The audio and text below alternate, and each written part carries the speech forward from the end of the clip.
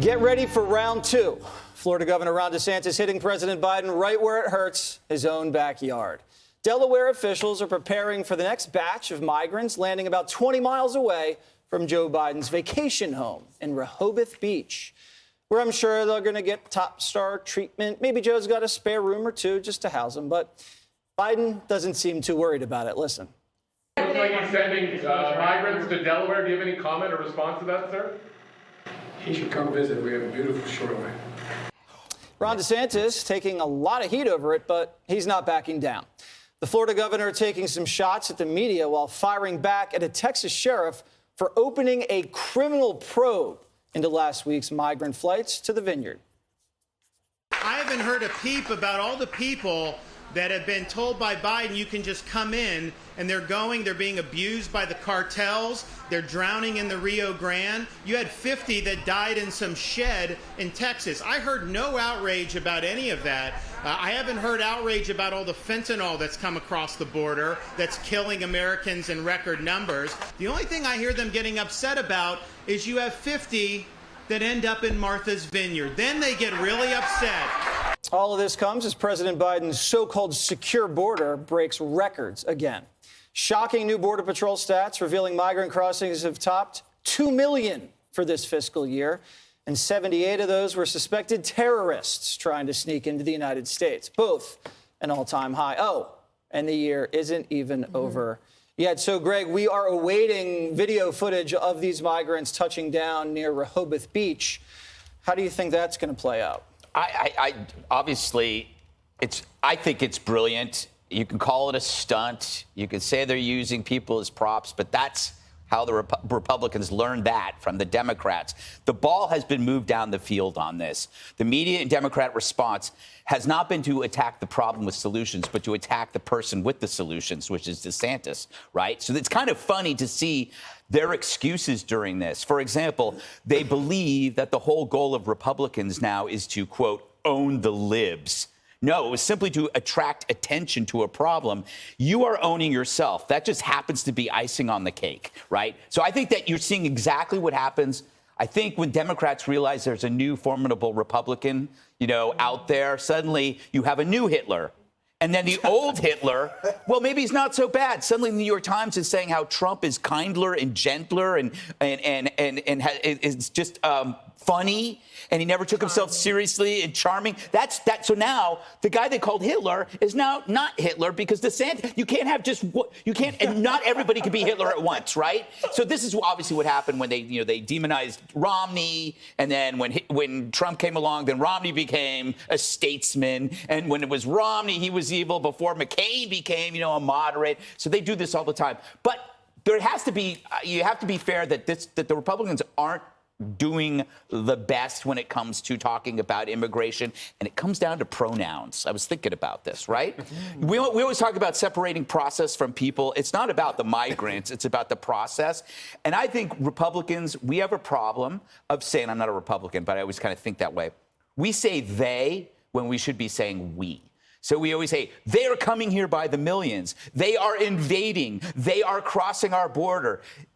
It sounds mean when you say they. We need to use the pronoun we and say, we need a process overhaul. We need to make it easier for people to come into this country through a process. We need to take control of our border so we can let people in. I think that's just that little twist from they to we, I think would win over a lot of people. I think that's kind of always been a little bit of a mistake. As a communications expert, Dana, do you agree with Greg's interpretation? I do, because it's hard to argue with that.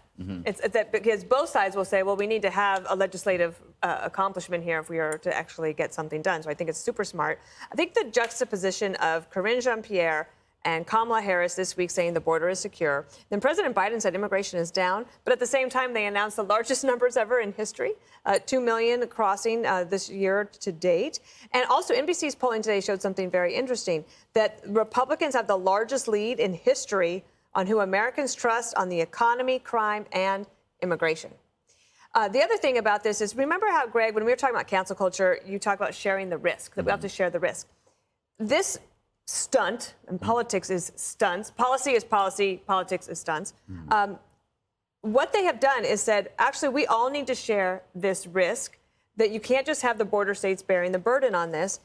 And think about this. The federal government's in charge of immigration, but they're not paying for it. Texas state taxpayers have paid for a lot of the work that Governor Abbott has tried to do in order to try to shore up the border there. Billions of state taxpayer dollars that could have been going to local schools, infrastructure, maybe some climate change projects if they wanted to, but instead they don't get to do that. Last thing is on Arizona. Don't forget Arizona as a border state, and Senator Mark Kelly has all of a sudden, he's like being filmed in front of all of these border wall projects, but yet he voted to end Title 42 along with President Biden. He's 100% with Biden on these issues, except for the photo ops. Eventually, Harold, the Democrats are going to have to come to the negotiating table because DeSantis and Abbott can just bus and fly dozens of people every single day to these liberal precincts. There's nothing that can stop them. I would agree. It's good to be back around the table. Good to have you, Harold. Two things. First off, Greg, you're right. I think that the we and Dana affirms that talking about it that way would be a good start for everybody. I would hope that both Governor DeSantis and Governor Abbott and maybe even the governor of Arizona would organize and invite Mayor Bowser, Mayor Lightfoot, even the sheriff or mayor there in Martha's Vineyard to join them at the White House with a plan. I mean, I think the plan is there before us if everyone's willing to sacrifice a bit and get a little uncomfortable with the politics around it. I do think also, Greg, you're right, DeSantis this is a good duel between he and Donald Trump. He has become increasingly becoming the face of the Republican Party as you think about 24. Politics are always about the future, always about offering ideas and policy. If he offers a policy strategy, a policy answer to this, as opposed the stunts are fine and the good politics lead to good policy, he will find himself in the driver's seat on the Republican side. I've said all along, the polling is tight, and there's no doubt that the Republicans enjoy an advantage when it comes to inflation and crime and the border. But somehow or another, Biden's numbers are going up, and the Democrats' numbers are going up in the generic polling. Democrats, if we are serious about winning in November, we must have a strategy on the border here, and it must come up within the next few weeks. Because if the Republicans don't offer an affirmative way to go about campaigning before November, this issue here could help offset some of the advantages that we have. Some don't think that. It could be a jump ball, but I would much rather have a strategy. Judge, I'm going to cut you off, but much have a strategy on the border than not. I think we all want a strategy on the border. Look, this thing has been going on for far too long, but I think Dana hit the nail on the head when she said that the Republicans are ahead on issues of economy, crime, and the border. So the Republicans are ahead, and the conversation that needs to be had is a federal conversation. Immigration is a federal issue.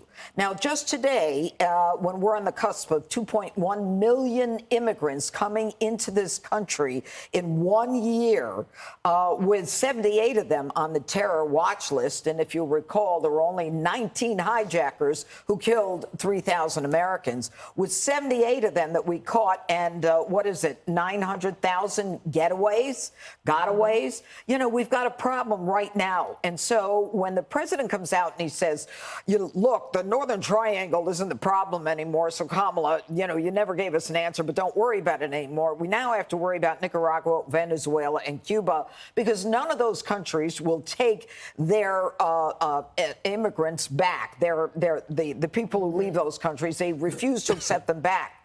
Now, if Mexico won't take them back, the countries they came from don't take them back. We give Nicaragua $35 million a year. We give Venezuela $105 million a year. We give Cuba $6.6 million a year. Hey, you've got them. You can pull the short hairs at this point and say, if you don't take your people back, we're not sending you money. We don't owe you this money. We, because of our largesse, are giving you money. So in the meantime, we have to play hardball. The feds have to be the ones to have the conversation.